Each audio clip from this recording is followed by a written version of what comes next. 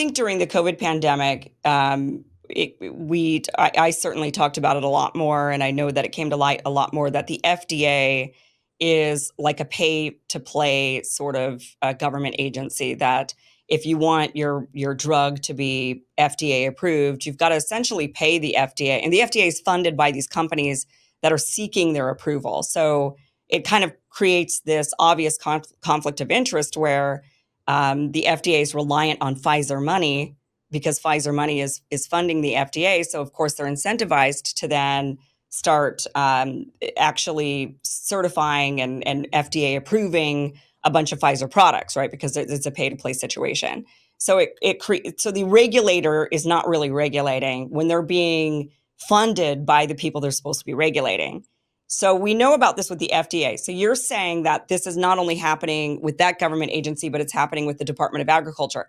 How and why would the Department of Agriculture be funded by Pepsi? So I understand FDA, they have to do something, and that is they have to FDA approve your product. So the government, Reagan set up, okay, well, then you're going to be funded by these companies that are seeking these approvals rather than by the American taxpayer. Can you explain how the Department of Agriculture, why they're being funded by Pepsi? Like why aren't the American taxpayers funding this department? Why is it, what would incentivize Pepsi, for example, to fund the Department of Agriculture? Well, of course, who funds you? It's kind of you get to call some shots, whether it's stated or unstated, and the person who pays the band gets to call the tune. I'll give you a little scenario that I think is really telling that I outline in my book. In January of 2023, a woman named Dr. Fatima Stanford in a white coat appeared on a show called 60 Minutes, which I'm sure your audience is aware of. And she told the audience a stunning new development and breakthrough in science. They've discovered that obesity is actually the result not of lifestyle choice, but of a genetic brain disease. So it was barely noted that she was a paid consultant for Ozempic. The only other expert on that show, Dr. Carolina Amplefor, was also a paid representative of Ozempic. No other expert appeared, and the show was sponsored by, guessed it, Ozempic. Earlier that same month, the Tufts Food Compass came out. And I think about this more than I'd like to admit, that there's these nutritionists who spend years studying nutrition. This is their livelihoods. And they came out with the Tufts Food Compass, which stated that Fruit Loops were healthier than meat. Soy almond milk with sugar was healthier than whole milk. And Cinnamon Toast Crunch cereal bars were healthier than eggs. This all comes out the same month. So later, 6 weeks later, the American Pediatrics Association, for the first time in 12 years, releases new guidelines on how to treat childhood obesity, lowering the age for injectable weight loss drugs to 11. All happened within the same Wow. amount of time. The American Pediatrics Association is sponsored by some of these same food corporations and weight loss drugs as the Tufts Food Compass, which is sponsored by the same people. And as we already outlined, the 60 Minutes piece was.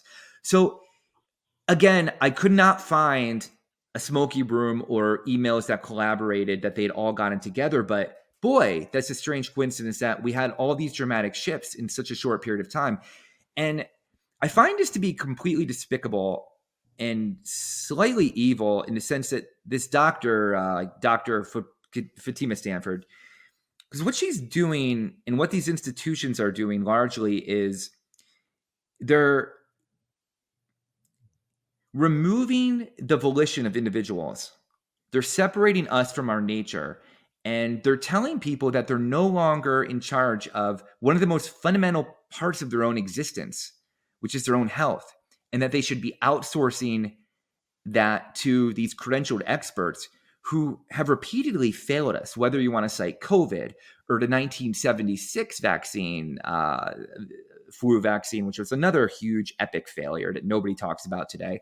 But we have these experts who again and again failed us, but we're supposed to keep trusting them. And I think I want my book, and I hope it does, and I really bring the receipts. I have over 200 citations which outline how this pay-for-play scheme has run down. I hope it really, if it does anything, it has people be be more skeptical of these so-called authorities who have credentials and return to a sense of self-autonomy. Like I mean, I find it absurd that there's this huge market for what we should be eating. I mean, weren't really confused about what to eat up until around 1971, when now suddenly, like a wolf or a chinchilla doesn't need to consult this podcast to find out what their natural Right. diet is, right? But we've become so confused, and that confusion was intentional. It was all intentional because the people in power, of course, they want to stay in power. And I don't think these people are all evil, Dr. Fatima Stanford exception, of course.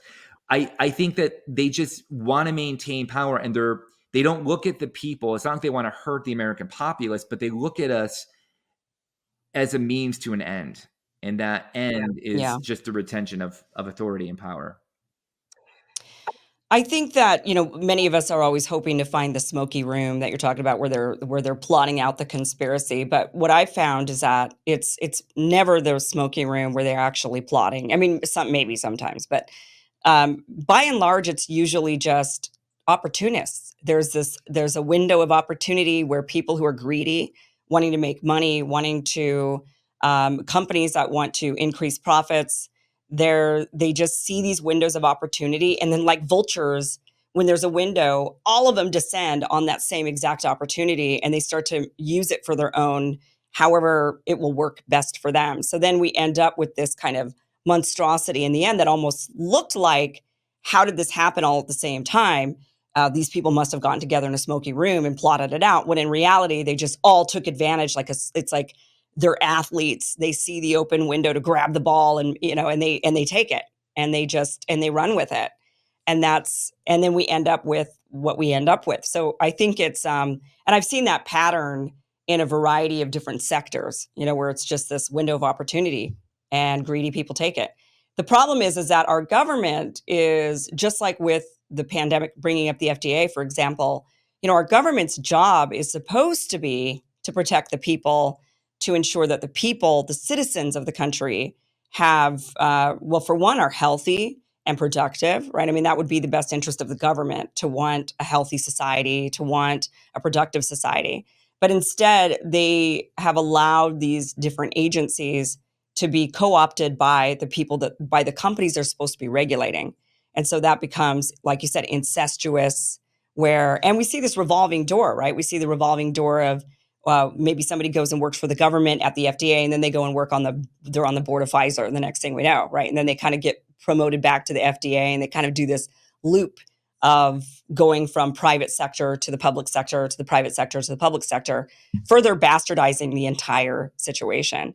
And you're saying that this has happened with our food supply, that these big companies and like with the Seventh-day Adventists, they've got their own agenda, so they've kind of gotten in there too. It's a window of opportunity that people have taken advantage of, or even helped create in some way. Hey guys, thank you for watching this clip from the full Kim Iverson show, which you could catch just by heading to that link down below, KimIversonShow.com. You can watch the full show from what you just watched, or you could catch the full show live Monday through Friday, live streams, 5 p.m. Pacific, 8 p.m. Eastern at KimIversonShow.com.